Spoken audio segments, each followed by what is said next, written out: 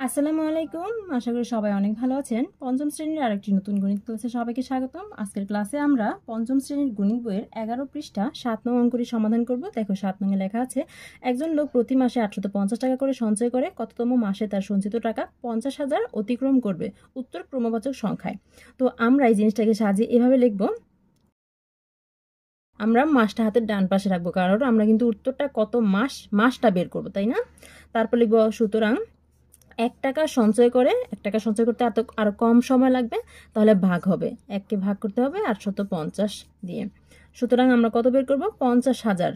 সুতরাং 50,000 টাকা সঞ্চয় করে, 50,000 টাকা আরো 1 থেকে বেশি 50,000, তাহলে এটা কি হবে? গুণ হবে, আর গুণ হলে উপরে লিখতে হবে 50,000 ভাগ 850 মাস।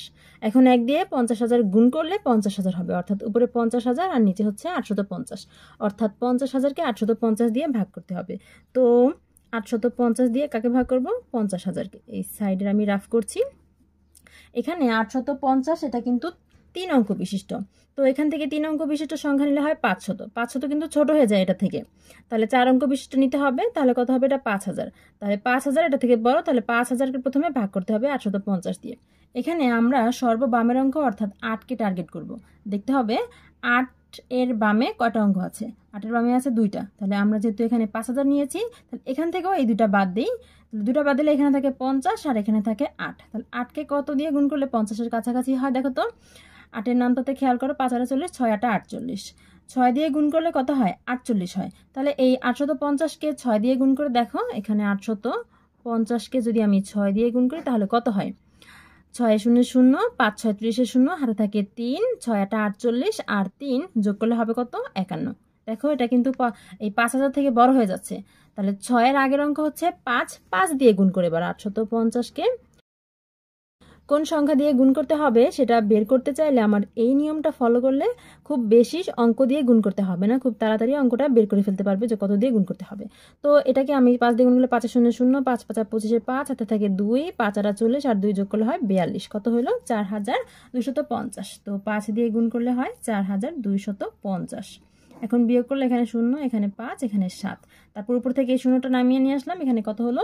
7,500। এখন দেখতে হবে 850কে কত দিয়ে গুণ করলে 7,500 হয়। তো এখান থেকে সেমভাবে আমি 8 নিব আর এই পাশে 2টা অঙ্ক বাদ দিব। তো এখান থেকেও 2টা অঙ্ক বাদ দিলে এখানে থাকে কত? 75। দেখতে হবে 8কে কত দিয়ে গুণ করলে 75 এর কাছাকাছি সংখ্যা হয়।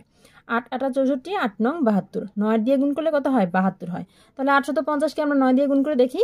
850কে যদি 9 দিয়ে গুণ করি, 9 0 0, তারপর 5 9 45 এর 5, হাতে থাকে 4, 8 9 72 আর 4 যোগ করলে হয় 76। কত হলো?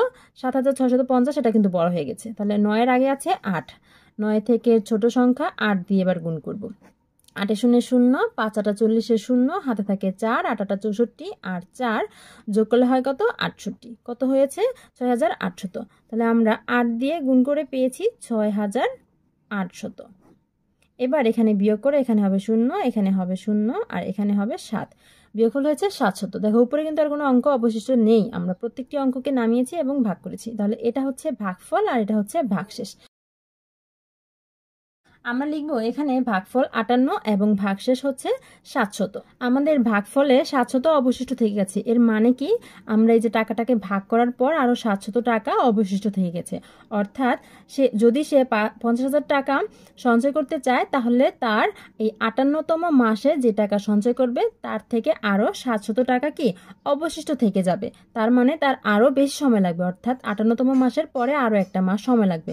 সুতরাং এই 58-র সাথে আরো 1 যোগ করতে হবে। তো আমরা কি লিখব?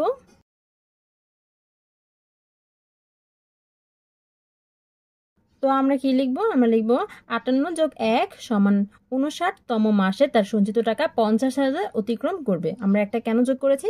কারণ সে যত টাকা সঞ্চয় করতে চাচ্ছে সেই টাকাকে আমরা 850 দিয়ে ভাগ করলে আরো 700 টাকা থেকে যায়, তাই না? তো এই আরো 700 টাকা যদি সে সঞ্চয় করতে চায় তাহলে তার আরো 1 মাস লাগবে। এরকম যদি ভাগশেষ অবশিষ্ট থেকে যায় তখন 1 যোগ করে দিবে, আর যদি ভাগশেষ 0 হয়ে যায় তখন 1 যোগ করার প্রয়োজন নেই। তো উত্তরটা কি হবে? উত্তর 59তম মাস। আমরা তম কেন লিখেছি? কারণ আমাদের উত্তরটা কিন্তু ক্রমবাচক সংখ্যা লিখতে বলেছে। তো যখন ক্রমবাচক সংখ্যা লিখতে বলবে তখন আমরা এভাবে ক্রমবাচক সংখ্যায় লিখে দিব উত্তরটা, ঠিক আছে। 8 নং লেখা আছে একটি বাক্সে 250টি বস্তু প্যাকেট করা যায়, এরকম 43,548টি বস্তু প্যাকেট করার জন্য কয়টি বাক্স প্রয়োজন হবে। তো আমরা সাজিয়ে লিখব। দেখো আমরা সাজিয়ে লিখেছি 250টি বস্তু প্যাকেট করতে বাক্স প্রয়োজন একটি। বাক্সের সংখ্যাটা আমরা হাতের ডান দিকে রেখেছি, কারণ আমরা বাক্সের সংখ্যাটাই উত্তরটা বের করব, তাই না। সুতরাং একটি বস্তু প্যাকেট করতে বাক্স প্রয়োজন আরও কম, তাই ভাগ হবে। সুতরাং কতটি বস্তু আছে? 43,548টি বস্তু প্যাকেট করতে বাক্স প্রয়োজন হবে। 1 থেকে এই সংখ্যাটা বড়, তাহলে গুণ হবে, 1-এর সাথে গুণ হবে, 1 গুণ 43,548 আর নিচে আছে 250। এখন এই ভাগটা আমরা এই পাশে রাফ করব। এখানে কিন্তু 43,548কে 1 দিয়ে গুণ করলে 43,548 হবে। তো 43,548কে আমরা ভাগ করব নিচে সংখ্যা অর্থাৎ 250 দিয়ে।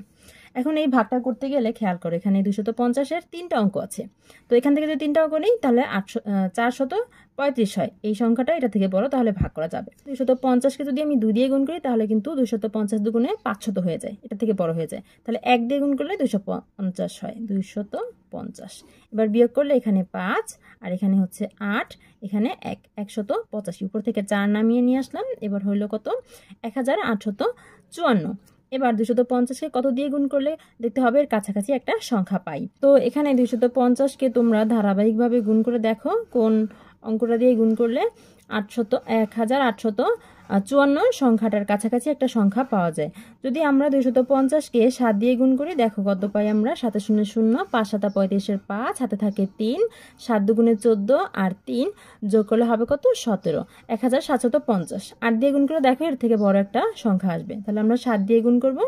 7 দিয়ে গুণ করলে কত হবে? 1750। এবার বিয়োগ করলে এখানে হবে 4, এখানে হবে কত? 0, এখানে হবে 1। তারপর উপরে এই 8টাকে নামিয়ে নিয়ে আসলাম, এখানে কত হলো? 1048। তো এবার 250কে দেখো তো কত দিয়ে গুণ করলে 1048-এর কাছাকাছি একটা সংখ্যা পাওয়া যায়। আমরা যদি 4 দিয়ে গুণ করি তাহলে কত পাই? 4 0 0, 4 5 20, 0 হাতে 2, 4 দুগুণে 8 আর 2 যোগ করলে হবে কত? 10। কত হলো? 1000। 5 দিয়ে গুণ করলে বুঝতেই পারছি এর থেকে বড় হয়ে যাবে, তাহলে আমরা 4 দিয়ে গুণ করে কত পেয়েছি? 1000। 1000 লিখে দিব। এবার বিয়োগ করলে এখানে হবে কত? 48। এটা থেকে আমরা কি বুঝলাম? আমরা বুঝলাম এতগুলো বস্তু প্যাকেট করতে এতটি বাক্সের প্রয়োজন হবে, আরও এতটি বস্তু অবশিষ্ট থেকে যাবে। কিন্তু আমরা এই 48টি বস্তু দিয়ে কিন্তু আরও একটা বাক্স ভরাট করতে পারবো না, অর্থাৎ আমাদের মোট বাক্সের প্রয়োজন হবে 174টি। তাহলে আমরা উত্তর লিখব 174টি। এতক্ষণ সাথে থাকার জন্য সবাইকে ধন্যবাদ। আজকে বিদায় নিতে হচ্ছে। নতুন গণিত বইয়ের সকল অঙ্কের সমাধান পেতে আমাদের সাথেই থেকো। আল্লাহ হাফেজ।